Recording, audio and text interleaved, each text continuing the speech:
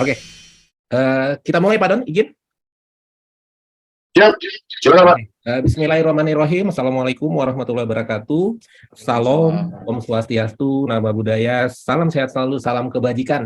Dan terima kasih teman-teman yang sudah hadir di pagi hari ini di acara NQA Webinar, rutin setiap hari Sabtu jam 9.30 sampai dengan jam 11.30, sampai biasanya azan zuhur yang memisahkan kita nantinya.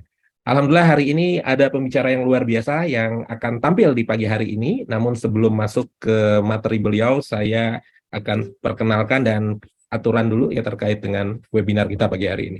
Teman-teman yang bisa menggunakan background sama dengan saya, monggo silakan, karena nanti akan ada photo session di akhir ya. Kita akan lebih seragam kalau menggunakan background yang sama. Dan nanti kalau teman-teman ingin bertanya bisa di mute, di chat terlebih dahulu ya, karena teman-teman akan di mute nanti. Dan kalau ada waktu kita bisa juga tanya jawab secara langsung ya, bisa di unmute ya. Nanti teknisnya kurang lebih seperti itu. Kemudian saya cerita sedikit mengenai NQA. NQA adalah badan sertifikasi ISO. Kita udah 35 tahun di bisnis ini. Kita punya klien 55.000 lebih. Ada di 90 negara, dan hasil survei kepuasan pelanggan, mereka cukup happy dengan layanan yang diberikan oleh NQA. Nah, ini yang wajib saya informasikan, teman-teman. Hari ini webinarnya tidak berbayar, alias free, alias gratis. Namun, ada namunnya, kalau teman-teman ingin mendapatkan sertifikat seperti yang di kanan, atau ingin mendapatkan materi dalam bentuk PDF, ya, karena materinya nanti akan luar biasa, isinya daging semua, dalam bentuk PDF, ada sedikit investasi, ya, ada sedikit investasi sebesar Rp150.000. Caranya gampang, tinggal di foto barcode-nya, nanti teman-teman akan ke link, dan akan memperoleh materi dan sertifikat ya, akan ke kontak ke tim kami yaitu Mbak Siva. Jadi sekali lagi event pagi hari ini gratis alias free alias tidak berbayar. Namun kalau teman-teman ingin materi dan sertifikat seperti di kanan, sebagai bukti teman-teman sudah mengikuti pelatihan hari ini, ada sedikit investasi sebesar Rp150.000. Oke. Nah, topik kita luar biasa ya, mengenai communication skill. Ini adalah the art of success. Pembicaranya juga luar biasa ya, ada Pak Doni. Pak Doni udah gabung dengan kita di pagi hari ini. Izin saya sedikit memperkenalkan Pak Doni ya Pak. Nanti lengkapnya mungkin Pak Doni bisa perkenalkan. Pak Doni ini adalah speakerpreneurs ya, kemudian TV broadcaster juga. Mungkin kalau lihat fotonya teman-teman udah nggak asing dengan muka yang ada di depan ya. Beliau juga founder dari Communicasting. Kemudian Pranata Humas dari kementerian, salah satu kementerian yaitu Kemenkominfo RI. Beliau juga pembicara berita, yaitu di Berita Satu TV ya, di Berita Satu. Kemudian beliau juga Ketua Umum IPSA. IPSA ini adalah Indonesia Professional Speaker Association. Jadi beliau ini kepala suku dari para speaker ya, professional speaker yang ada di Indonesia. Nah ini topiknya luar biasa. Jadi teman-teman jangan tinggalkan layar, jangan tinggalkan monitor. Siapkan kopi, tehnya, ya, biar jangan ngedip juga ya, karena ilmu yang akan diajarkan oleh Pak Doni di berbagi ilmu di pagi hari ini akan luar biasa. Nah, topiknya yang akan dibahas mungkin adalah terkait dengan communication skill, the art of success. Oleh sebab itu, waktu dan tempat saya langsung serahkan ke pakarnya, Pak Doni D. Kaiser. Silakan Pak Don. Silakan. Baik, terima kasih Pak Putra. Selamat pagi Bapak Ibu semuanya, apa kabar? Semoga semuanya sehat dan tentunya berbahagia. Jadi, mohon izin, saya tidak mengajar, saya cuma mau berbagi pengalaman saja, sharing dengan Bapak Ibu sekalian tentang communication skills. Kenapa communication skills? Ya saya bisanya cuma itu Pak. Saya bisanya cuma dua dalam hidup saya, yaitu ilmu yang menjadikan profesi saya selama 31 tahun terakhir di bidang communication and broadcasting. Itu yang saya kuasai. Yang kedua, apa yang saya kuasai? Kuliner. Jadi kalau Pak Putra, Bapak Ibu mau ngajak saya makan, nah ini, lidah ini udah bisa membedakan makanan itu seperti apa. Karena bagi saya, makanan itu cuma ada dua. Enak sama, enak banget. Jadi pokoknya kalau sama saya, kita ngopi-ngopi, makan-makan, semua pasti enak. Ya, kata orang Minang, semua urusan selesai lah kalau di meja makan, gitu kan. Kata orang Tionghoa juga begitu, mau bisnis apa, gitu kan. Orang Jawa juga begitu.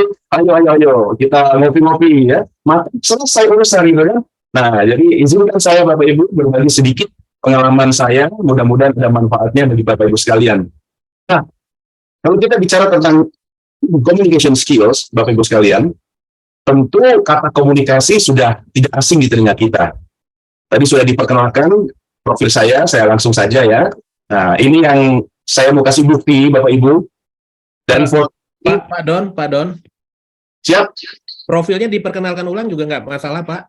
Ya, oke, siap. Terima kasih, Pak. Nah, karena tadi saya sekilas padat, Pak. Mungkin Pak Don bisa lebih detail, monggo Pak. Baik, thank you Pak. Nanti kalau mau urusan profil saya, kita berkawan di medsos aja ya Bapak Ibu ya. Ini saya cuma mau kasih bukti bahwa dulu saya six pack ya. Kalau sekarang six man, itu karena tipe-tipe yang disukai wanita sekarang katanya tipe-tipe pria penagen ya. Ya ini ngalasnya saya aja sih ya kan. Karena memang yang membuat perubahan signifikan dalam diri saya sejak beberapa tahun terakhir ini adalah ukuran pinggang saya. Foto kiri atas ini Bapak Ibu, awal saya menjalani karir di televisi Republik Indonesia. Jadi saya ini memulai karir di TVRI Stasiun Yogyakarta. Kemudian singkat cerita, saya dimutasi ke Jakarta tahun 2000 dan saya langsung masuk ke divisi siaran berita nasional. Nah, salah satu mungkin Bapak Ibu kalau masih ingat ya, karena di sini banyak milenial juga nih saya lihat ya. Setiap jam 9 malam TVRI itu ada siaran berita namanya Dunia Dalam Berita. Nah, itu saya selama bertahun-tahun aktif sebagai newscaster dan juga produser dari program Dunia Dalam Berita. Waktu itu sempat jadi penyiar termuda sih di televisi tertua di Indonesia. Ya, tapi setelah itu kan banyak yang muda-muda lagi. Tapi kata Pak Putra, age is just a number. Ya, benar juga sih. Tapi kalau nomor angkanya sudah di atas 60 tahun, nah Anda harus ini juga ya. Harus lebih bijaksana katanya begitu. Oke. Singkat cerita, Bapak Ibu sekalian, aktivitas saya karena banyak di dunia komunikasi dan penyiaran, maka saya memberanikan diri untuk menjadi seorang profesional sebagai speakerpreneur. Karena ini yang membawa saya juga menjadi tenaga pendidik di beberapa perguruan tinggi, kemudian mendirikan lembaga pelatihan di bidang komunikasi dan broadcasting, dan juga akhirnya dipercaya untuk mendirikan beberapa media, ya, media lokal dan media nasional. Ini singkat saja profil keluarga kecil saya. Kecil maksudnya ada anak kecilnya ya, beberapa ya. Makanya sampai sekarang nggak pernah ditawarin sama BKKBN untuk jadi duta KB nasional. Ya, karena kayaknya nggak memenuhi kriteria gitu. Tapi ya nggak apa-apa lah. Yang paling gede ini sudah mau nikah nih. Kalau jadi nih, tahun depan mungkin saya udah jadi papa kali ya. Saya lanjut. Kalau kita ambil data dari Kristen Stewart dalam riset dan bukunya berjudul Effective Speaking, jadi Kristen ini,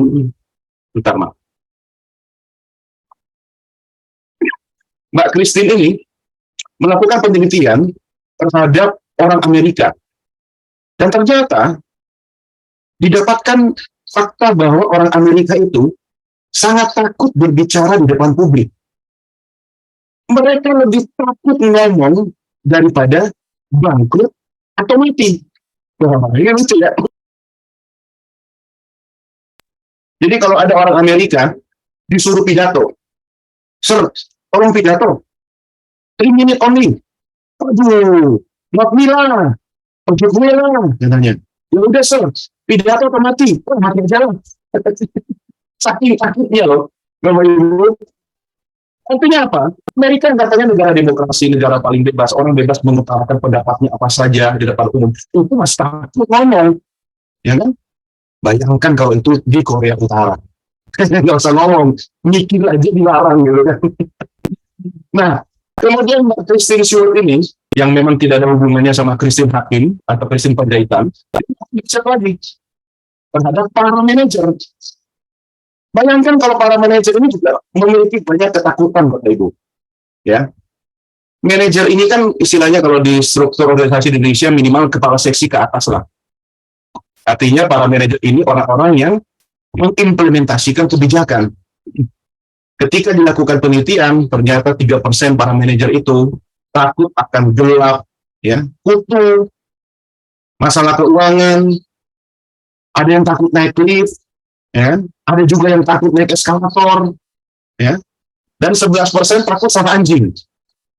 Ada nggak di antara Bapak Ibu yang hadir pagi ini yang takut sama anjing?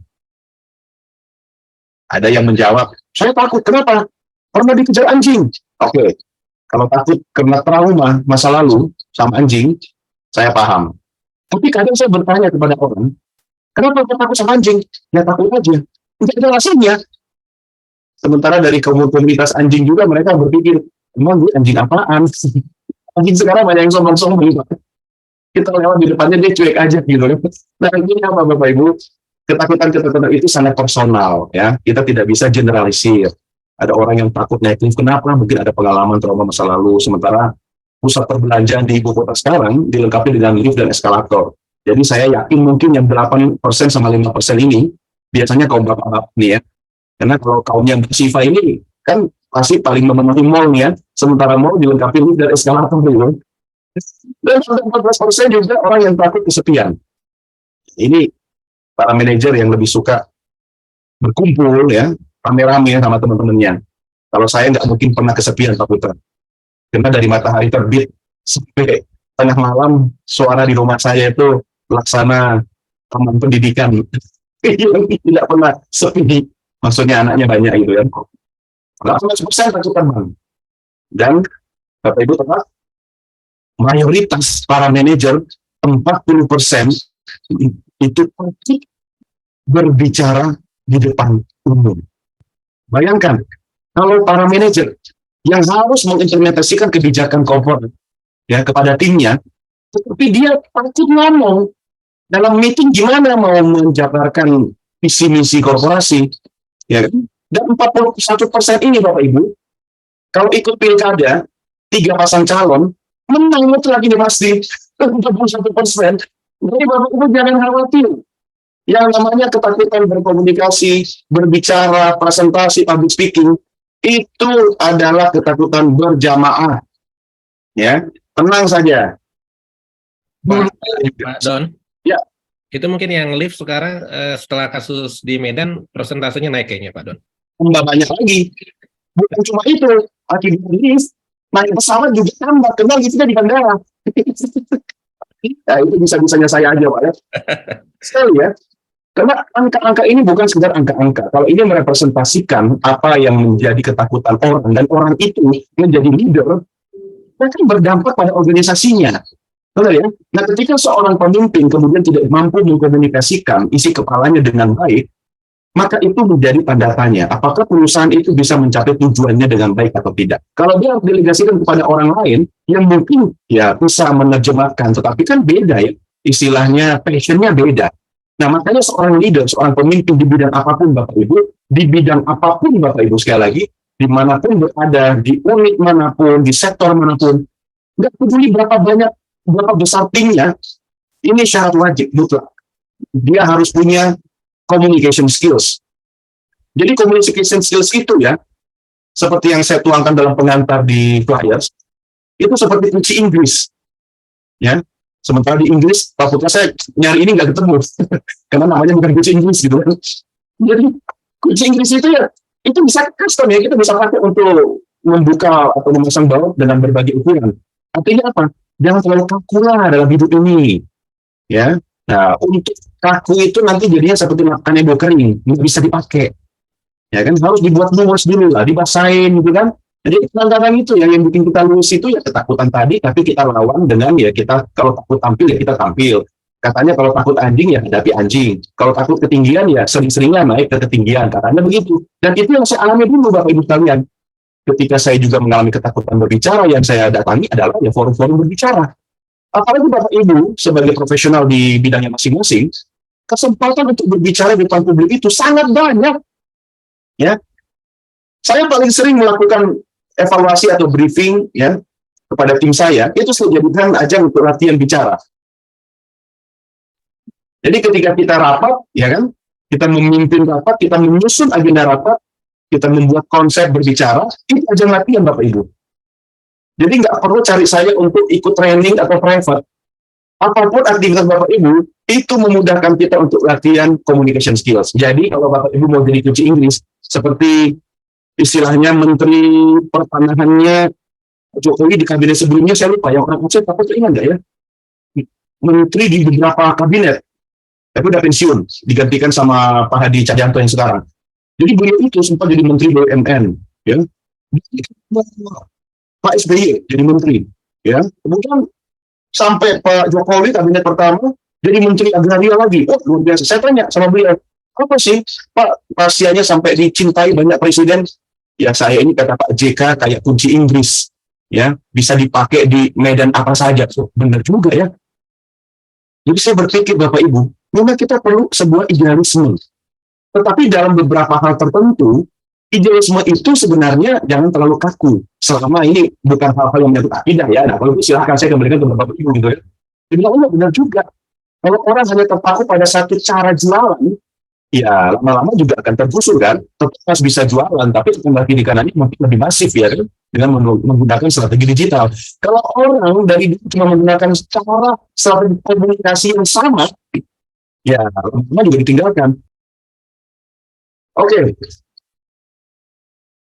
Nah, ini kata-kata bijak yang saya suka juga nih. Sampaikan oleh Sadia Mishra. Dia seorang komunikator juga ya. Dikatakan, if you can speak, you can influence. If you can influence, you can change life. Kuncinya untuk membuat perubahan dimulai dari kata-kata. Ada yang mengatakan, ada ini cuma ngomong doang. Oh iya, kalau cuma ngomong doang, ada perubahan. Tapi kan perubahan itu juga tetap harus dimulai dari ide, konsep, kata-kata, dan action. Ya kan? Jadi kalau Bapak Ibu bisa bicara, ya, if you can speak, speak properly, ya, speak effectively, speak powerful, Anda bisa membuat perubahan. Mau bukti sederhana Bapak Ibu? Insinyur Soekarno. Bung Karno tidak punya modal senjata. Senjatanya adalah orasinya. Bayangkan, waktu kita perang fisik bertahun-tahun, ratusan tahun, kita tidak pernah menang. Ya kan? Kita tidak pernah mengecilkan perang fisik ya. Tetapi kemerdekaan kita itu kan kemudian akhirnya terwujud ketika para pemimpin pendiri bangsa ini melakukan perang secara kata-kata. Perang diplomasi. Benar kan? Diplomasi itu kan lewat public speaking. Dan kemerdekaan Indonesia juga diraih atau dikumandangkan melalui pembacaan proklamasi. Jadi komunikasi itu sekarang bukan pilihan lah, tapi kewajiban.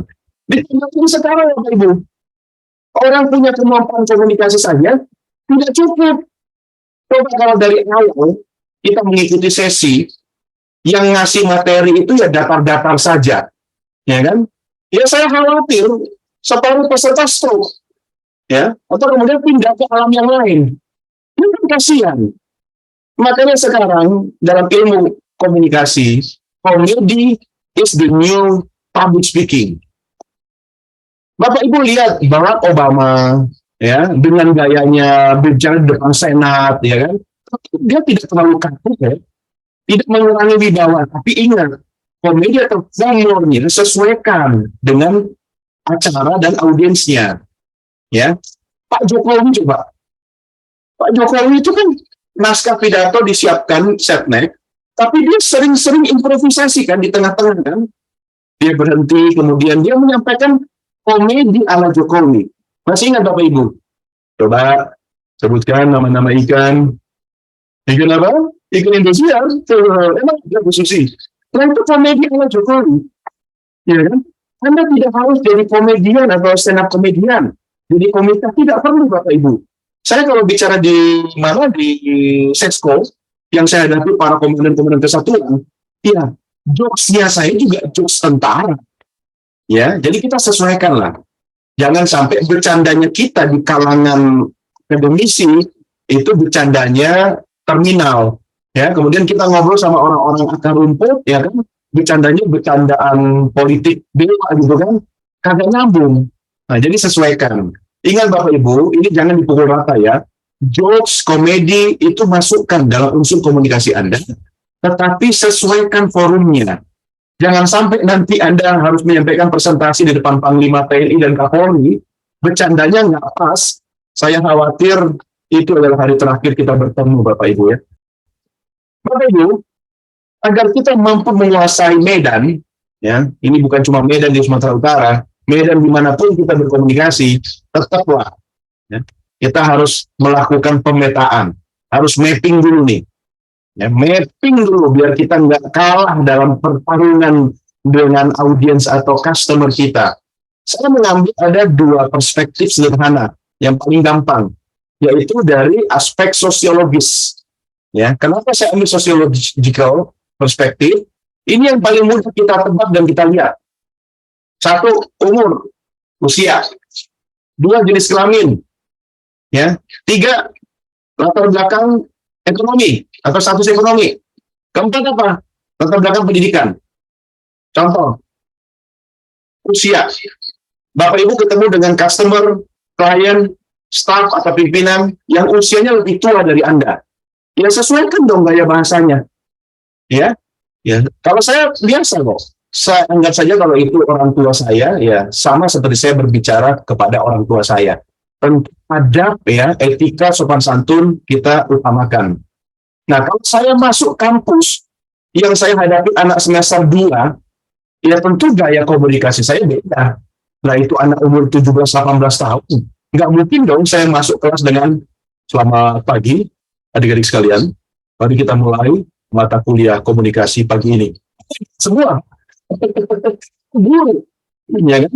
Ya, tapi kita sesuaikan dengan latar belakang usianya yang jenis kelamin. Ini kita bantahkan. Ya. Laki-laki dan perempuan memiliki gaya komunikasi yang berbeda. Kalau laki-laki mungkin contoh-contohnya Bapak Ibu lebih ke hal-hal yang spesifik ya, teknis gitu kan. Kemudian kalau dengan kaum ibu-ibu Anda harus bisa memberikan penjelasan yang memang menyangkut dengan aspek rasa, apa yang mereka dapatkan, mereka alami secara langsung. Contoh sederhana, kalau Bapak dan Ibu memilih mobil, ya mungkin Bapak-Bapak lebih mobil fungsional. Kayak saya, pasti saya lebih memilih mobil MPV. Kenapa? Yang bisa sekali jalan muat banyak, ya kan? Tapi jangan salahkan kepada kaum hawa mungkin lebih suka mobil, mungkin yang non MPV atau mungkin dengan warna tertentu, ya kan? Atau dengan apa ya istilahnya estetikanya lah ya. Dan itu sah-sah saja. Makanya orang bilang laki perempuan bisa nyambung, ya betul. Apa yang kita butuhkan biar itu nyambung? Yaitu komunikasi dan apa? Ya pengertian. Maka yang laki juga perempuan, perempuan juga laki-laki. Itu kan saling melengkapi.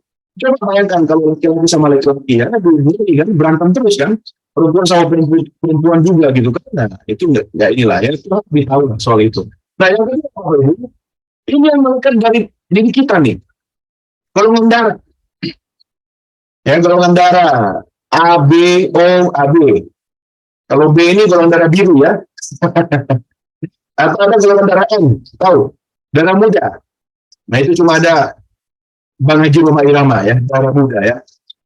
Nah, kenapa golongan darah ini saya sampaikan di sini Bapak Ibu? Kita belajar dari Jepang. Di Jepang ini ya, kalau melakukan rekrutmen Bapak Ibu, dia pakai pendekatan golongan darah. Kenapa? Presisi, ya. Bukan cuma Polri yang presisi, lebih sempurna ini dibanding melakukan psikotes. Ya, saya tidak mengatakan psikotes tidak bagus, ya kan? Tetapi kalau dilengkapi dengan pendekatan golongan darah, itu lebih bagus lagi. Kenapa? Ini kan bawaan kita, mengalir dalam diri kita kan. Kalau dulu waktu saya psikotes, sekarang saya beli bukunya di Gramedia kan. Kira-kira pertanyaan-pertanyaan apa yang akan muncul, ya kan? Jawabannya kira-kira seperti apa? Nah, saya bisa pelajari gitu kan. Ya saya kan nggak jadi diri saya sendiri. Akhirnya saya ditempatkan di bidang yang sesuai dengan hasil psikotes saya yang saya sebenarnya belajar, tapi bukan aslinya saya. Ya, apa yang terjadi ketika saya melakukan itu? Ya 1-2 tahun saya bekerja di bidang itu kan ya nggak sesuai dengan passion saya, stres juga kan? Ya jadi diri sendiri aja. Ya kan enggak bisa lebih maksimal kita dalam karir kita. Ya, tapi belajar juga hal lain untuk upgrade skills. Nah, kalau melekat Bapak Ibu, Jepang golongan darah apa cocok jadi apa nih di bidang A, ya kan? Boleh jadi hakim, jaksa, tentara, ya kan? Golongan darah B, itu hitungannya bagus itu. Jadi apa ya di bidang keuangan, accounting, ya kan? Golongan darah C, wah ini pelajaran publik bagus ini. Jadi artis bisa, ya kan? Jadi pemimpin, ya kan? Banyak pengikutnya, gitu kan? Nah, tempatkan di bidang ini, B, ya kan? Wah, jenius, orangnya dan sebagainya. Nah, jadi Bapak Ibu, faktor golongan darah ini bisa membantu Anda untuk misalnya nih, melakukan pendekatan kepada mitra, partner, ya kan, atau staf Anda atau atasan Anda. Saya ada cerita. Sejak saya berkarir dan menjadi staf, ya, bekerja di institusi, saya selalu jadi kesayangannya pimpinan dimanapun saya bekerja. Sampai akhirnya saya memutuskan berwirausaha, keluar dari pekerjaan, kemudian buka usaha, jadi pimpinan. Saya praktikkan itu, ya. Ini kuncinya nggak perlu kegini kali, Bapak Ibu. Nggak perlu kegini kali minta-minta biar bos sayang sama saya. Nggak usah. Ingat tadi, kemampuan komunikasi Allah Tuhan sudah kasih sama kita sejak kita lahir. Pakai. Nah, ini sedikit saja, Bapak Ibu. Bagian akhir dari diskusi saya pagi ini. Yang pertama, dia cenderung introvert, ya. Artinya, kalau golongan darah itu beda sama yang extrovert. Kalau golongan darah A itu rata-rata kalau nggak disapa ya nggak on, ya kan? Tapi dia monitor. Jadi bukan berarti dia introvert kemudian nggak ngomong. Kalau sudah kenal, beda. Ya, kalau ketemu sama orang golongan darah A, lebih baik kita duluan yang menyapa. Ya, jadi kita sapa dulu. Nah, kalau sudah disapa, baru dia masuk Pak Eko, ya kan? Kemudian orangnya sangat baik, ya. Jadi teman, jadi sahabat nih, perhatian, ya, dia fair, paling cocok nih, golongan darah A. Ada lagi nih kelebihannya, perfeksionis, ingin segala sesuatu sempurna. Wah, saya sering punya bos golongan darah A. Bayangin, kalau bos saya minta satu, saya nggak pernah kasih satu, saya kasih 2 atau 3. Kalau bos saya, manajer saya waktu itu golongan darah A, saya nggak pernah pulang sebelum dia pulang. Dan saya selalu sudah ada di ruangan sebelum dia nyampe kantor. Dia apa? Dia dipercaya sama dia. Kenapa? Karena golongan darah A kalau sudah percaya sama orang, dia akan percaya habis-habisan. Tapi ingat, jangan salah gunakan kepercayaan. Sekali disalahgunakan kepercayaan, apa yang terjadi Bapak Ibu? www. Tahu? Wassalamualaikum warahmatullahi wabarakatuh. Selesai. Juga patuh aturan. Jangan paksa-paksa dia melanggar aturan. Ya, kita minta ya. Oke, yang sulit masih. Ini keinginan lo, nggak boleh lo. Ini ganjil genap lo, ya kan? Oh, dia patuh, ya kan? Kalau orang lain kan mungkin ganjil genap. Saya tahu Pak, yang tidak dijaga polisi, ya kan? Nah, ini orang lain. Dia pasti akan, bagaimana caranya saya sampai ke kantornya Pak Putra, tapi plat saya ini ganjil. Nah, saya akan cari jalur atau separah-parahnya, saya naik taksi deh, ya kan, daripada repot. Nah, itu agak begitu. Ya, makanya jadi jaksa hakim cocok. Ya, dia memutuskan sesuatu, karena bukan pasalnya. Nggak peduli itu anak, tetangga, cucu gitu kan, ya salah, ya salah. Ya, memang kesannya kok kaku, keras gitu kan. Tapi sebenarnya golongan darah A itu, tampang security, hati Hello Kitty. Kalau sudah pegang hatinya, tenang aja. Ya, dia orang yang sangat baik dan perhatian. Dia akan bela kita. Nah, golongan darah itu jangan didesak-desak ngambil keputusan. Tak suka dia. Kalau suami Anda golongan darah A, ini buat ibu-ibu, ya, jangan mau ngajak suami ke Bandung hari ini, bilangnya pagi, ya, sayang, ada kawinan seperti aku di Bandung. Kita berangkat yuk. Kapan acaranya? Ntar siang. Berantem pasti. Ya. Kalau mengajak keluar kota, kasih tahu 2-3 kali atau seminggu sebelumnya. Yang sayang, ponakan gue ini nih, syukuran nih di Bandung. Kita berangkat nggak? Kapan? Minggu depan. Oh ya udah, dia akan atur schedule-nya. Ya, jadi jangan desak-desak dia. Dia paling nggak suka kalau ada sesuatu yang tiba-tiba di luar rencana dia. Makanya dia lebih suka play safe, artinya begini, dia akan mikirin masa depan keluarganya, asuransinya, ya nanti gimana kira-kira kalau sekolah. Contoh sederhana nih, Bapak Ibu, lihat orang golongan darah A, kalau mau masuk ke loket, apa itu, tiket di tol, coba perhatikan. Sebelum mobilnya berhenti untuk letak kartu itu, dia udah pegang atau cari itu kartu sambil jalan. Ya, rata-rata begitu. Karena ada orang, ya, biasanya golongan darah O, itu sudah sampai di loket, ya, dia buka jendelanya, baru dia ambil kartunya. Sementara kartu tolnya itu ada di dalam dompet, dan dompetnya itu ada di dalam tas, dan tasnya itu ada di kursi belakang. Ngerti nggak? Yang di belakang udah nunggu lama, dia nge-tap itu, pas dia nge-tap itu, saldonya nol. Saya pastikan itu bukan golongan darah A. Golongan darah A itu begini, mau ke Bandung, oke, besok berangkat pagi, malam ini isi BBM, isi itu, prediksi perjalanan.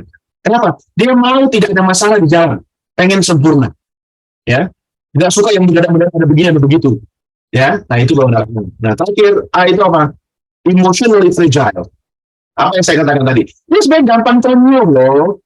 Ya, kalau Anda sudah pegang hatinya orang A, Anda akan dibela sama dia. Ya, kalau Anda lihat orang A itu tampangnya samar, kumisnya tebal, kalau Anda bisa ambil hatinya, oh hatinya udah seperti Rinto Harahap lah. Yang penulis lagu-lagu cinta itu ya. Nah, kita lihat nih, siapa aja nih tokoh-tokoh yang bergolongan darah A. Nah, ini ada George Bush Junior, ya, ada Britney Spears, ada ini siapa yang bintang film Hong Kong saya lupa nih. Jet Li. Iya. Sama ada ini Pak Kumis. Adolf Hitler. Hitler ya. Itu di Indonesia ada Pak Putra, pelawak siapa?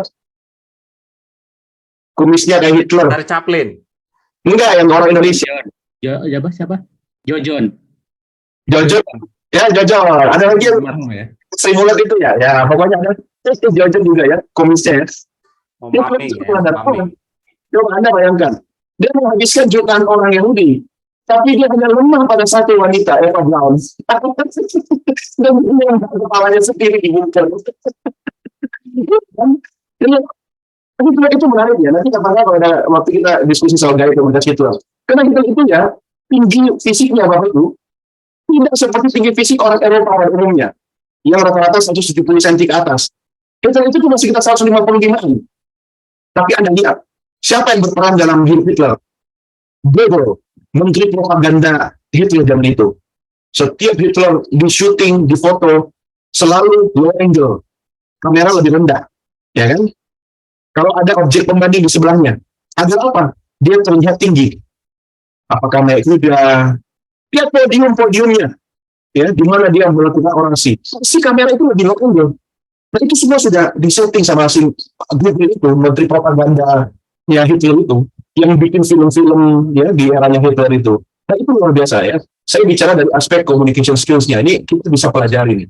Zaman itu coba siapa yang berani istilahnya berbeda kata-kata atau pendapat dengan Hitler.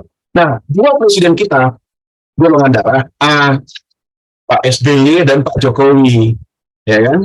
Nah, makanya Pak Jokowi itu kan belajar dari Pak SBY. Pak SBY itu didukung sama Wapres Pak JK. Nah, Pak JK itu kan kancil kan, lincah kan. Nah, sebentar Pak SBY itu kan sebelum mengambil keputusan harus dipertimbangkan masak-masak, ya kan, nggak bisa asal gegabah. Nah, lengkap sekali pasangannya dengan Pak JK, ya kan, yang orangnya serba cepat gitu kan, sigap gitu kan. Itu pasangan yang sempurna sebenarnya, ya di era kabinet pertama gitu kan. Nah, Pak Jokowi belajar dari situ. Ya, artinya apa? Nah, biar bisa mengambil keputusan cepat, saya harus tahu situasi di lapangan. Makanya apa yang dilakukan Pak Jokowi sekarang? Di rapat kabinet merintahkan bangun jalan tol. Besoknya dia datang ke lahan jalan tol itu, ya kan? Dia lihat udah sampai kilometer berapa ini, oh, ya kan? Sekarang yang di Lampung, gubernurnya dipareng sama Jokowi.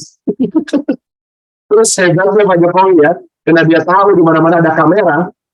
Sepanjang perjalanan di Lampung itu, dia pilih jalanan yang memang yang paling jelek, ya, yang di luar jadwal protokol, dan sepanjang jalan itu, Pak Jokowi buka jendela mobil. Ya kan? Tahu kenapa? Satu, memang Pak Jokowi nggak suka adem, kedinginan. Ya, Pak Jokowi ini ya kayak orang Solo pada umumnya lah ya. Kalaupun apa panas ya kipas-kipas. Kalau kedinginan itu nggak suka. Jadi buka jendela. Yang kedua, ini hebat loh strategi komunikasinya apa? Karena di sepanjang jalan, warga yang menanti mobil presiden lewat di jalan yang berlubang itu pasti memegang handphone dan syuting foto. Lihat sekarang Bapak Ibu, di beberapa media ada yang mengulas tentang ekspresi wajah Presiden Jokowi ketika melalui jalan terbuka di Lampung. Anda nggak usah ngomong, itu masa gambar. Iya kan selesai. Terus yang diajak ke Lampung siapa? Menteri Pekerjaan Umum. Yang ngurus siapa? Infrastruktur. Ya, sebenarnya itu nggak usah dikasih tahu lagi. Kalau saya jadi gubernur ya, udah paham saya. Siap ya, malu lah saya. Ya, tapi politik itu kan selalu memang bersayap, multi tafsir. Ya kan, Bapak Ibu. Nah, ini contoh. Teman-teman, Bapak Ibu, golongan darah A. B.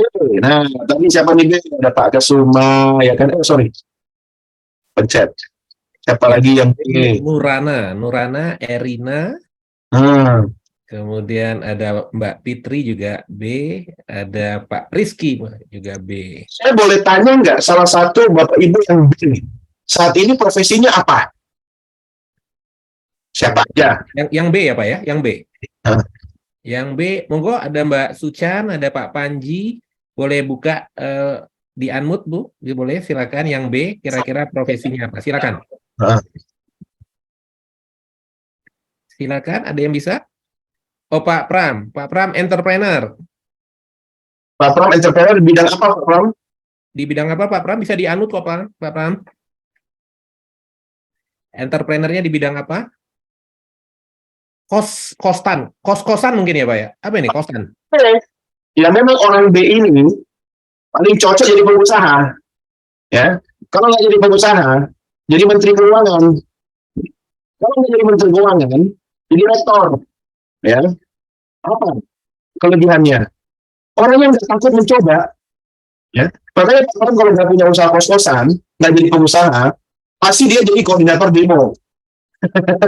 Jadi koordinator demo. Kenapa? Berani. Ya kan? Kalau yang A tadi itu kan dia harus mikir dulu kan, pertimbangkan dulu kan.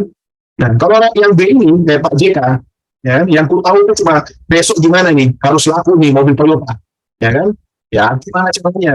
Nah, dia bisa ngitung, ya, ngitung urusan duit itu. Kalau pegang duit orang B cocok, ya, duit masuk susah keluar. Jadi kepala apa itu namanya korupsi, paling cocok. Apalagi jadi ini apa itu kalau kita di kantor dulu suka kasbon itu ya di korupsi benar ya. Nah, kalau Pak Pram ini jadi kepala koperasi simpan pinjam, ya dari jauh dia sudah lihat muka kita apa pinjam uangnya. Yang bulan lalu dibanding kan, datanya sangat spesifik, orangnya detail, ya. Kalau jadi pendidik di kampus, dosen, dia bisa mencapai tingkat level pendidikan tertinggi. Orangnya kepo, pembelajar. Ya, jadi rasa ingin tahunya tinggi. Suka mempelajari hal-hal baru. Ikut webinar kayak begini senang. Jangankan yang gratis, Pak Putra. Banyak pun, ya dia mau. Ya itu orang itu kayak begitu. Kenapa? Dia penasaran kan, kepo kan. Nah makanya kalau Bapak Ibu dalam satu ruangan, di sebelah kiri atau kanan Anda golongan darah B, kalau ada WA masuk di handphone Anda Bapak Ibu, bunyi centang. Itu tolong buka atau baca WA seperti Anda di depan mesin ATM. Ya. Kenapa? Orang B itu penasaran. WA ini sopo tos. WA dari siapa ini? Bisa ngeluh dia gitu. Nah, orang yang spontan. Ya, kalau senang sama orang yang senang, nggak senang. Ya kan? Dia nggak bisa basa-basi gitu loh. Jadi kalau sama orang B itu ya Anda harus tebal kuping. Pak Pram ini kalau ngomong ya apa adanya, ya. Jadi nggak perlu pakai, aduh bahasa halusnya gimana ya, nggak penting buat dia. Nah, makanya di bisnis itu ya terang-terangan aja. Ya nggak untung ya nggak penting gitu kan. Jadi itu pengusaha, ya pegawai di keuangan, ya kan. Kalau pendidik, kemudian orangnya ini suka melanggar aturan. Ya, misalnya gini nih, dilarang lewat sini nih, aduh harus muter, dia ada ngitung, gila kalau gua muter taksi kan nggak 30.000, ya udah lah, tunggu sebentar lah, itu nanti polisinya juga ketahuan juga kita bagus saja, kira-kira seperti itulah ya, tapi bukan dalam hal yang negatif ya. Kemudian konsentrasi tajam, itu sebabnya golongan darah B itu Bapak Ibu, kalau Anda punya tim B, dia ditaruh di bidang A, dia belajar cepat, ya kan, dipindah ke bidang B, kita belajar. Ya, bukan warung jualan telur ayam, ya kan, bisa besok tahu-tahu suruh ganti jadi produk semen gitu kan, dia belajar dulu produk semen itu kartusnya gini-gini. Ini paling enak ini kalau kita orang dalam tim ini punya golongan darah B, kasih dia tanggung jawab ya, operasional, hal-hal yang detail, bisnis retail, orang B, sukses. Ya kan? Dan dia adalah faktor penentu. Ya, nggak usah berdebatlah sama dia. Ya. Pokoknya keputusan dia itu, mutlak. Siapa itu? Contohnya, kita lihat sama-sama. Nah, ini artis Hollywood mahal. Leonardo DiCaprio. Kemudian musisi Sir Paul McCartney. Ya kan? Terus ini sebenarnya saya lupa siapa ini artis Amerika ini bintang film. Aduh, Jack Nicholson. Ya kan? Peraih Oscar banyak sekali. Dan yang paling kanan siapa yang tidak kenal dengan Prof Habibie.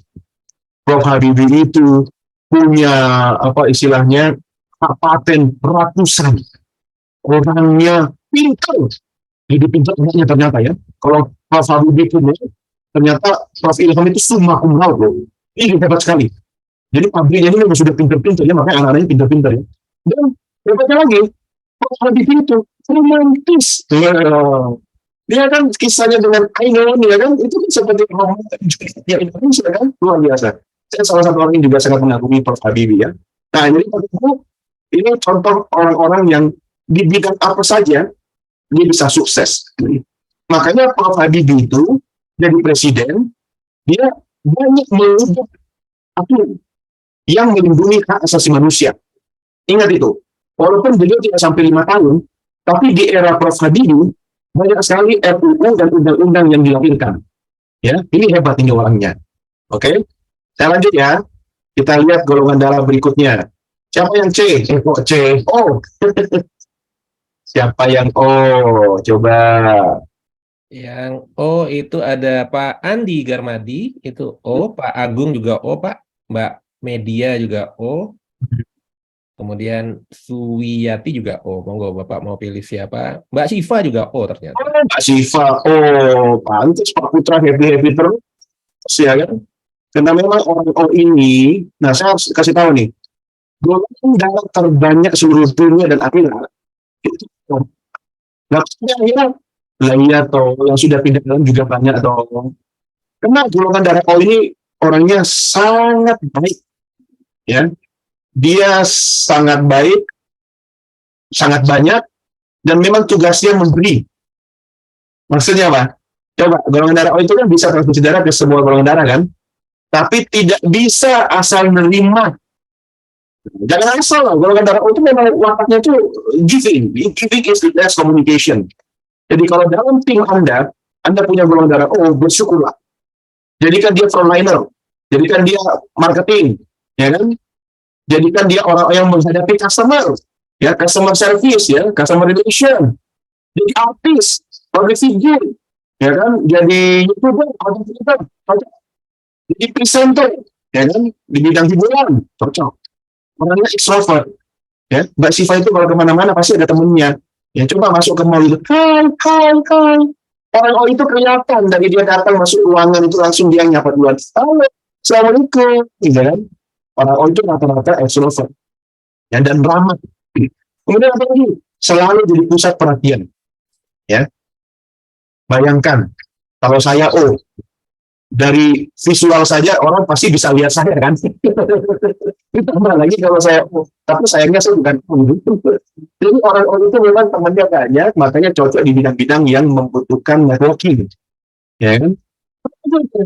Ya, beberapa tim saya di bidang public relations, ya sales and marketing, ya kan? Itu banyak O yang di garda depan, tapi harus didukung sama orang B, ya kan? Kenapa? Kalau udah bicara marketing, sales, kalau nggak ada orang B-nya, makanya, karena orang O itu kan sangat nice. Kalau orang B bisa pegang duit, kalau orang O tukang ngabisin duit. Nah, ya entertain, ya kan? Yuk, dinner, dan kan sama kalian, gitu kan? Dinner itu nggak tahu, soalnya kan orang O itu, ya kan? Nanti dia buka jaringan, segala macam. Closing itu sebelum sampai tanda tangan kontrak, pastikan orang B ada di situ. Hitung-hitungannya benar apa enggak? Ya, kalau enggak ya bocuan lah ya, boncos nanti gitu kan. Dia setia. Nah, orang O itu bukan tipe pelakor. Tapi pasangannya yang sering tidak setia. Ya saya nggak bilang siapa ya. Biasanya orang O itu setia ya pada pasangan, pada profesi, ya, pada pekerjaan biasanya kan. Cuma kadang-kadang kalau punya pasangan nih, ya pasangannya lah yang apa ya tidak setia, bukan dianya. Nah, makanya kalau O sama O itu cocok, ya kan. Tapi kalau O sama yang lain ya cocok juga. Ya tinggal nanti adjustment. Pendirian keras. Kalau ada tim Anda golongan darah O, kemudian otak kiri dan sio macan atau sio naga, ya udah, jangan berdebat. Ya, dia sangat teguh pendirian. Bersatu kita teguh, ya kan? Bercerai, kawin lagi. Kemudian orangnya ini cheerful, kehidupan pesta, ya kan? Jadi kok kesannya lo nggak mikir besok ya, ya kan? Jadi ini jadi temen ini. Orang itu ya, setiap ada acara pasti diundang. Kan udah datangnya, nggak asik kalau nggak ada lu, gitu kan? Nah kalau ada gathering, acara di kantor, ya ada acara-acara kebersamaan arisan, yang bikin acara itu jadi heboh, menarik, itu karena ada orang golongan darah O. Kalau orang golongan darah A semua, tegang. Kalau golongan darah B semua, ya kan, sama juga. Ya, ngitung semua nanti. Ini kapan mulainya sih? Kamu yang gue pulang kan, gue mau dijaga toko gitu kan. Nah, itu kalau B. Kalau ya, acara jam 10, dia datang jam 11, ya nggak apa-apa. Dia masih lama di situ. Ya. Nah, orang itu nggak suka kalau kalah. Makanya dia ditempatkan ke misalnya untuk, lu cari customer ya, nah, lu cari networking ya, oke. Dia malu tuh, ya dia sebel tuh kalau misalnya nggak berhasil hari itu. Jangan pulang, ya kan? Kayak orang pembeli kebakaran, pantang pulang sebelum padam. Nah, itu orang untuk kayak gitu. Tapi ingat nih, Bapak Ibu, kenapa saya sangat menguasai O? Karena bini gue O. Orang O itu ya sangat lama, cheerful, tapi jangan bikin dia marah. Kalau marah, nah buat bapak-bapak yang istrinya O, ikuti tips dari saya Pak. Tolong ganti produk-produk dapur di rumah Anda dengan Mas Pion. Oke. Artinya apa? Cintailah produk-produk Indonesia. Plastik Pak. Kalau dia marah, penting piring, anti pecah. Ini bukan Anda sih, enggak, ini bukan jualan. Contoh bercanda aja ya. Oke. Kita lihat siapa tokoh-tokoh orang O. Nih, ini nenek saya nih. Nenek dan om saya nih. The Queen Elizabeth ya. Karena ada monarki terlama di dunia ya, yang ngalahkan dia. Ini ratu terlama kan di dunia kan. Sampai anaknya jadi raja aja udah keluar banget gitu kan. Kemudian Elvis ya. Jadi kalau dia jadi raja atau ratu, kan orangnya keras ya kan. Ya jadi peace, ya kan, temennya banyak, ya kan, disenangi oleh banyak orang. Nah, orang itu rata-rata kaya, tapi jangan jadikan dia dirjen pajak. Kenapa? Nggak tegaan dia. Kalau yang jadi dirjen pajak atau menteri itu punya dana B, cocok. Kalau orang lebih dari sosial, ya, misalnya Mbak Siva kalau darah O, punya duit 2 juta di dompet sekarang, lagi niat nih, mau beli handphone, baru keluar rumah, di depan rumah ada pengemis, sakit, ya, bawa anak kecil. Dia langsung tanya tuh, kenapa Bu? Anaknya sakit apa? Iya, ini udah 3 bulan nggak makan, ini anak saya sakit, gitu kan. Oh, dikasih duit 2 jutanya. Ini buka aja dulu ya, nanti gampang mas saya ganti handphone. Saya tinggal minta Pak Putri aja handphone baru gitu kan. Nah itu kalau kenal itu. Ya, dia orangnya sangat-sangat, apa ya istilahnya, aku tuh suka berbagi ya. Helpful. Oke. Yang terakhir, nah ini yang paling sedikit nih Bapak Ibu. Kalau O paling banyak sedunia, kalau AB paling sedikit. Dan rata-rata orang Jogja. Maksudnya plat AB Jogja dong. Plat motornya Pak? Iya. Oleh aku ya, wes tahu sekolah nih Yogyo kan. Nah, orang itu singkatnya begini. Ada nggak di sini? Siapa AB? Coba. Ada Yosi, kemudian Mbak Sofi juga AB, Pak. Oh, wah hebat. Orang AB itu ya, dia perpaduan antara A dan B. Itu singkatnya. Apa yang ada di A, apa yang ada di B, dibawa sama dia. Makanya apa? Enigma. agak teka-teki dia. Ya, kadang dia bisa pakai A-nya itu, kadang dia bisa pakai B-nya itu. Nah, Mbak Iva juga AB itu ternyata, ya kan? Nah, makanya orang AB itu susah ditebak. Jadi politisi cocok, jadi intelijen cocok, ya. Kalau jadi istri, nah suaminya harus ini belajar public speaking ke saya. Karena kalau istrinya AB lagi marah atau senang itu, aduh, susah ditebak itu. Dan AB itu ya, dia ini observer. Ya, dia sangat mengamati, termasuk hal yang tidak diamati oleh orang lain, ya kan? Dan dia sebenarnya hidupnya praktis ya, nggak usah dibuat repot lah. Ini jangan terlalu repot-repot deh, itu bisa lebih simpel-simpel aja. Ya, makanya mungkin nggak cocok di birokrasi ya. Lebih cocok mungkin ya di bidang dasar, apa dari leader. Ya, kalau dia jadi pemimpin, di politik atau di perusahaan itu bisa juga. Nah, orangnya jadi dreamer. Bapak Ibu, saya juga pelamun. Tapi yang saya maksud itu visi. Ya, tinggal tugas Anda bagi pelamun atau di dreamer itu untuk menuangkan dalam konsep dan merealisasikan apa yang Anda lamunkan atau bayangkan itu. Segala sesuatu itu dari visi kan, dan itu akan dilamunkan. Nah, orang seperti itu karena yang suka melamun, ya kalau lagi kerja lagi melamun, sedih, dia sedang membangun visi sebenarnya itu. Tapi orang AB harus didukung dengan golongan darah yang lain biar dia bisa sukses. Ya kenapa? Ya karena dia kadang A, kadang B. Kalau ada O di situ, oh bagus banget gitu kan. Dan orangnya kritis. Dia tidak bisa melihat segala sesuatu tidak pada tempatnya. Ya kadang-kadang agak sinis ya. Tapi itu dia tunjukkan, maksudnya dia tidak basa-basi gitu kan. Siapa sih orang AB itu? Banyak loh contohnya. Tapi ini aja nih yang paling terkenal nih. Coba.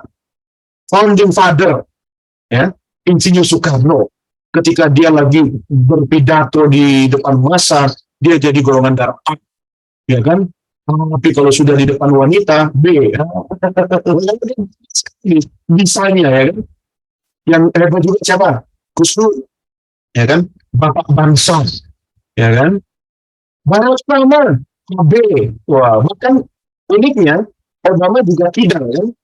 Nah, kalau soal kidal dan kadal juga itu ada ilmunya. Nanti kapan-kapan kita diskusi ya. Kalau kidal itu artinya kiri dahulu. Kalau kita yang nulis pakai kanan itu kan kadal, kanan dahulu gitu kan. Nah, tadinya saya pikir kadal itu bercanda, ternyata yang benar. Nah, Obama itu termasuk yang kidal. Ada juga beberapa yang mengatakan teman-teman yang misalnya lafal R-nya agak kurang fasih gitu kan. Nah, itu ada kelebihan. Ya kan? Kalau saya cuma satu, saya apa? Setiap saya melihat makanan semua enak. Jadi saya selalu diundang teman-teman saya. Dia makan apa aja pasti habis. Terakhir ini nih, Vincent, ya kan? Ini Vincent karena cuma 3. Saya menang. Action Hospital. Kenapa? Dia nggak pernah pakai stuntman. Benar ya? Ketika aksi yang dilakukan itu, kalau orang lain biasanya langsung diganti stuntman kan? Kalau ini lompat dari lantai berapa dia lakukan sendiri, ya itu hebatnya Jackie Chan. Ya inilah contoh orang-orang golongan darah AB. Selamat buat yang AB, yang buat dan juga A ya. Anda semua orang hebat. Tinggal bagaimana ketika Anda bekerja sendiri atau dengan tim harus saling tahu nih. Kalau saya nih, kalau saya kebetulan A, ya, kalau saya A di bidang saya sekarang ini, sekjen saya itu luar biasa. Ya, kemudian kepala bidang saya itu luar biasa. Kenapa? Itu kombinasi golongan darah yang memang sudah diatur sih. Sebelum kita menempatkan orang itu, kita juga cek segala macam, termasuk golongan darahnya. Ternyata benar loh. Dia lebih cocok kalau bikin konsep. Ini lebih cocok kalau misalnya presentasi. Ini lebih cocok kalau di lapangan. Ya kan?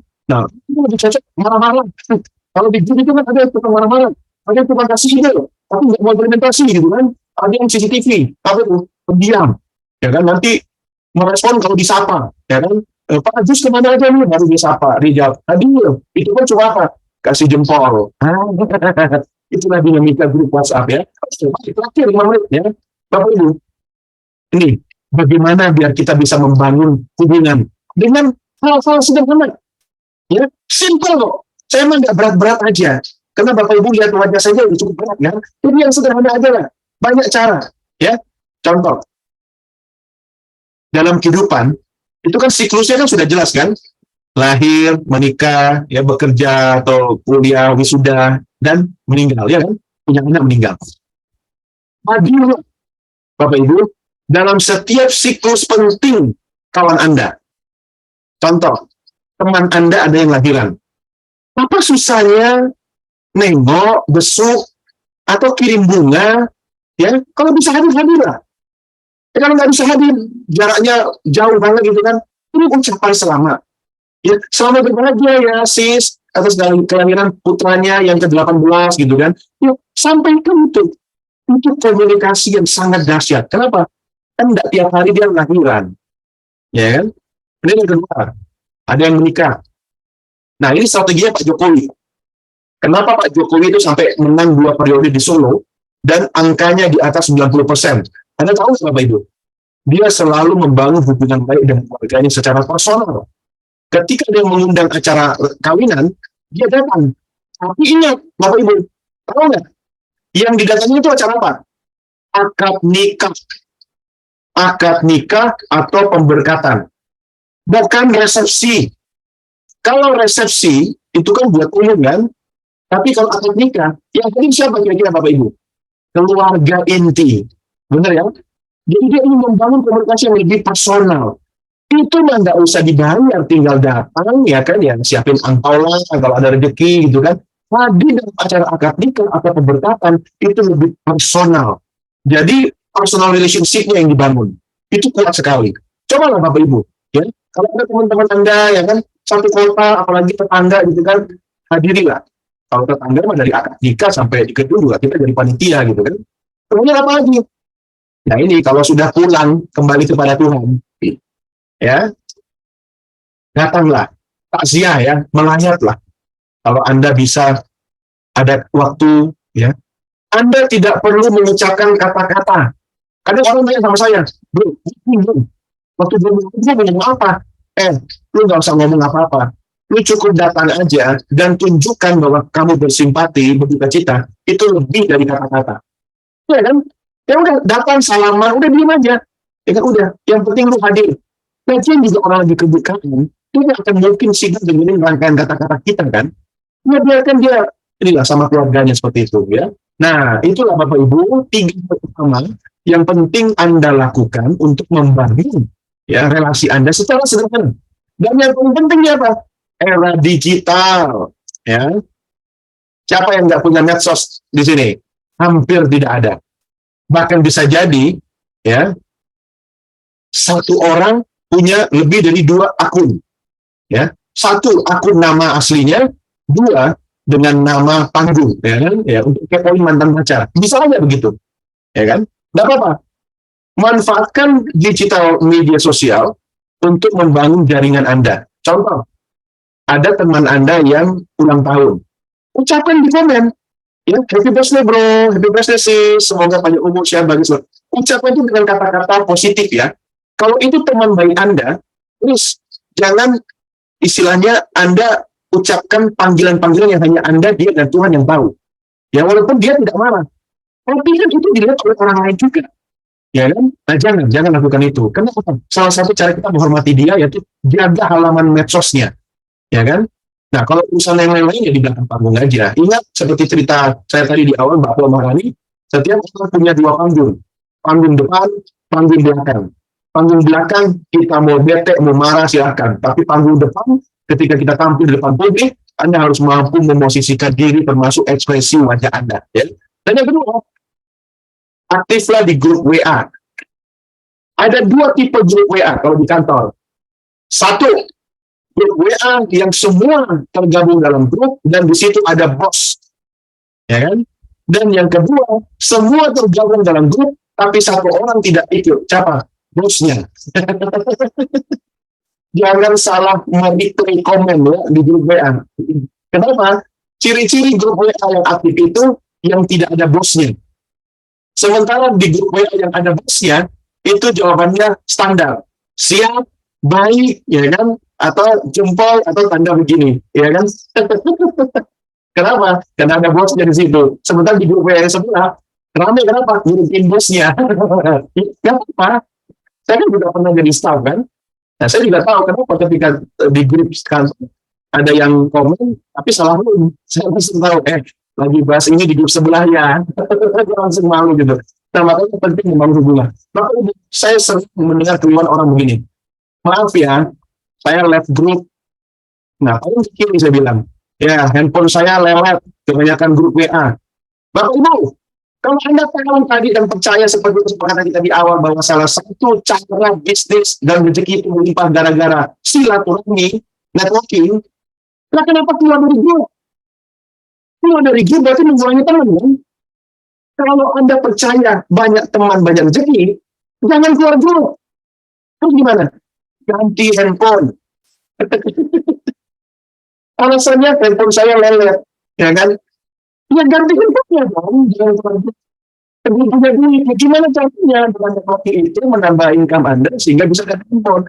Handphone saya ini ya Bapak Ibu ya, 143 GB aktif semua. Ya makanya kadang saya prioritas kan, mana yang saya balas duluan, kalau punya pekerjaan grupin saya, kalau yang misalnya hanya grup HI, apalagi ini nambahnya gini, semua grup politik udah undang saya. Ya maaf nih ya, saya bukan politisi ya, dan saya tidak berpolitik. Ada grup pendukungnya Pak Ganjar, ada grupnya Pak Anies, ada grupnya Pak Prabowo, ya kan? Itu semua handphone saya. Ya saya nikmati aja. Dan pokoknya saya sapa sama yang umum-umum saja itu kan. Kalau sudah malam, sudah lowong waktu saya balas-balas dulu. Tapi saya tetap aktif respon. Kenapa? Nih sederhana. Saya banyak dapat bisnis Pak, Bu, dari grup WA. Contoh, ada yang bertanya, butuh misalnya jasa di bidang saya, dan saya ada di grup itu. Ya ada yang nyaut kan, nah, coba tanya Pak Doni gitu kan, dia mention ke saya. Ya udah saya japri, artinya kopi darat ketemu deal. Sebaliknya Bapak Ibu, ketika teman saya bertanya kepada saya, ya misalnya, lu tahu nggak siapa yang main ini kapal tongkang? Gue dibutuh nih buat angkut batu bara nih dari Kalimantan ke Jawa. Nah, gua kan nggak bisnis kapal tongkang, tapi saya bilang tenang bro, kasih waktu. Apa yang saya lakukan? Saya broadcast aja di grup ya kan, mau izin Bapak Ibu siapa yang bisnis kapal tongkang gitu kan, tolong japri saya. Udah lama nggak sampai nomor itu banyak yang japri. Ya saya jawab bukan saya yang butuh tapi teman saya. Kuncinya apa Bapak Ibu? Jadilah maklar kebaikan. Hanya sederhana dengan jempol Anda menjadi solusi bagi teman Anda. Pernah loh, saya sampai sudah lupa, pernah bantu teman saya dari Singapura, tahu-tahu di telepon, bro, udah cek rekening. Kenapa? Ya adalah dikit. Dalam rangka apa nih? Ya bagi-bagi dikit. Kenapa? Lo ya enggak dulu pernah kenalin sama Pak ini. Ternyata jadi bisnis sama dia. Dikasih lo persen coba. Hanya dari punya coba Bapak Ibu. Nah, itu Bapak Ibu. Ya, salah satu strategi sederhana, gratis, ya kan, yang bisa kita lakukan untuk meningkatkan networking kita dengan simple communication. Komunikasi itu kita untuk meraih kesuksesan. Kalau Anda kasih perhatian tuh pada hal ini, belajarlah lebih banyak lagi dan lebih efektif dalam berkomunikasi. Bukan saya yang jamin, Bapak Ibu, yang Maha Kuasa yang sudah jamin. Tugas saya cuma mengingatkan kembali kepada Anda semua biar lebih meningkatkan komunikasi lagi. Sukses selalu. Terima kasih, saya Doni Kaiser. Wassalamualaikum warahmatullahi wabarakatuh. Oke, luar biasa. Mudah-mudahan kejawab ya Pak Sutrisno. Saya rasa karena waktu sama-sama Pak Sutrisno. Waktu juga yang harus memisahkan kita, Pak. Jadi izin teman-teman, pertanyaan kita akhiri. Ada sedikit slide yang selalu saya tampilkan untuk penutup di siang hari ini. Sebentar. Tanya jawab tadi udah kita lakukan. Terima kasih atas pertanyaannya. Sekali lagi saya tegaskan, event ini gratis alias tidak berbayar alias free. Namun teman-teman yang ingin materinya, karena tadi materinya luar biasa ya, banyak yang minta difoto ulang dan lain-lain, teman-teman bisa memiliki materi dalam bentuk PDF plus dapat sertifikat. Ya, sertifikatnya kurang lebih seperti di kanan. Nah, tinggal di capture saja barcode-nya dan nanti akan ke link ke Mbak Siva untuk bisa mendapatkan materi dan sertifikatnya. Ada sedikit investasi sebesar Rp150.000 saja. Ya, ini sedikit saya informasikan ke teman-teman. Kemudian tidak ada gading yang tak retak. Kami butuh inputan, butuh masukan dari teman-teman untuk memberikan masukan kepada kami terkait dengan webinar hari ini. tolong diberikan inputan sehingga ke depan insya Allah kita bisa lebih baik dari waktu ke waktu. Di-scan saja, nanti ada beberapa pertanyaan dan kasih inputan positif atau negatif ke kami untuk kami bisa melakukan perbaikan. Ya, oke, terima kasih. Dari saya selesai, Pak Don. Mungkin ada kata penutup buat Pak Don terkait dengan event di siang hari ini sampai dengan siang hari ini. Silakan Pak Don. Baik, terima kasih Pak Putra. Saya mengucapkan terima kasih kepada Pak Putra dan Mbak Syifa dan juga Bapak Ibu sekalian yang sudah meluangkan waktu untuk kita bersilaturahmi hingga siang hari ini. Luar biasa energinya ya. Setelah kamera menyala, tidak salah dugaan saya. Di sini semua orang hebat. Karena orang hebat itu terpancar dari wajahnya. Percayalah Bapak Ibu, ini semua ada ilmunya. Jadi saya mengucapkan terima kasih karena diberi kesempatan untuk mendapatkan kawan baru, banyak guru baru dalam kehidupan saya untuk hari ini. Bapak Ibu, kata Pak Putra kan memang benar, tidak ada gading yang tak retak. Saya minta maaf apabila ada hal-hal yang kurang berkenan. Kalau mungkin cara penyampaian saya agak-agak kurang diterima, mohon maafkan.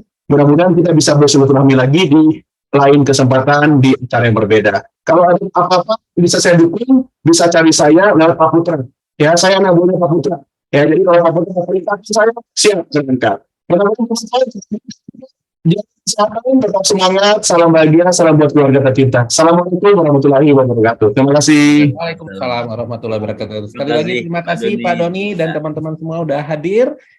Mudah-mudahan sehat selalu dan bermanfaat apa yang diberikan beliau. Sampai ketemu di event selanjutnya di minggu depan. Saya tutup. Assalamualaikum warahmatullahi wabarakatuh. Terima